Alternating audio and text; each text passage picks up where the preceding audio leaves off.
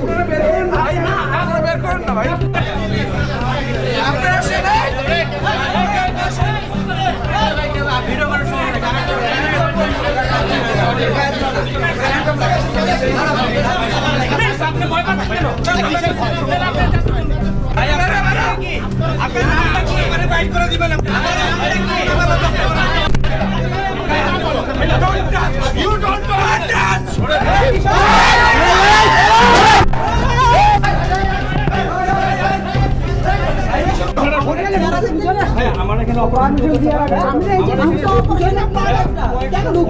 এখানে আছে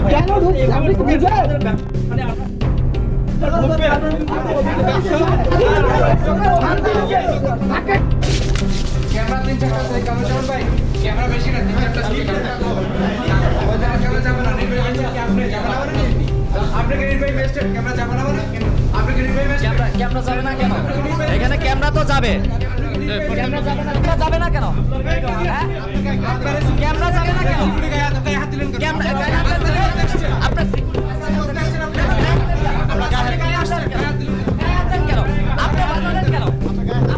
আপনি গায়ে হাত দিলেন ভাই আপনারা কি করতেছেন এটা না কেউ যাবে না কোন সাংবাদিকও করে যাবে না কেন যাবে না সাংবাদিক যাবে না কেন এই সাংবাদিকের গলায় হাত দেন কেন আপনি সংস্কার দিচ্ছেন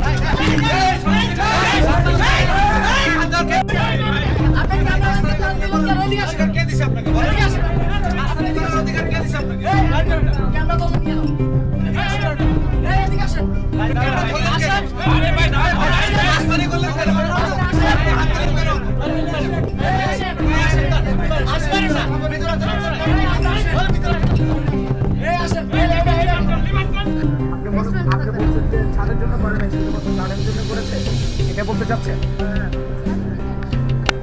আপনি কি এটা বলতে চাচ্ছেন? হ্যাঁ, নির্বাহী ম্যাজিস্ট্রেট স্পষ্ট করে বলেছে এই ছাদটা থাকবে একেবারে খোলার কোনো কারণে। সেটা আমাকে বলতে খোলা থাকবে। এটা কি খোলা আছে আপনার মনে হয়? খোলা নাকি কিছু অংশ খোলা আছে, 60টি চেয়ার আছে এখানে। সেট আছে, হ্যাঁ 60টি চেয়ার আছে। ওই পাশে সেট করেছেন, এই পাশে করেছেন, উপরে করেছেন, এটা তো অবৈধভাবে করেছেন, নির্বাহী ম্যাজিস্ট্রেট করেছে। আপনাদেরকে 5 লাখ টাকা কেন জরিমানা করবেন?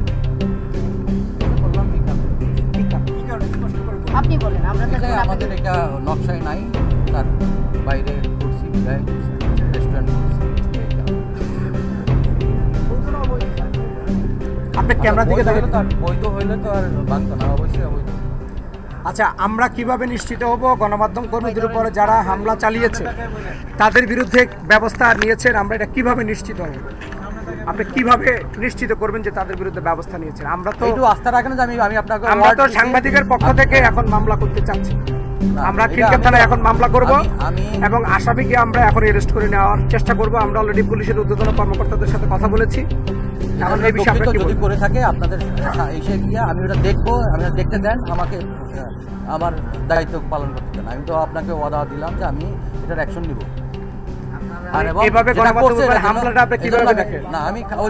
বজায় রেখে বা আইনি কাঠামোর মধ্যে থেকেই আমরা আমাদের কাজগুলো, সরকারি দায়িত্ব আমরা পালন করব।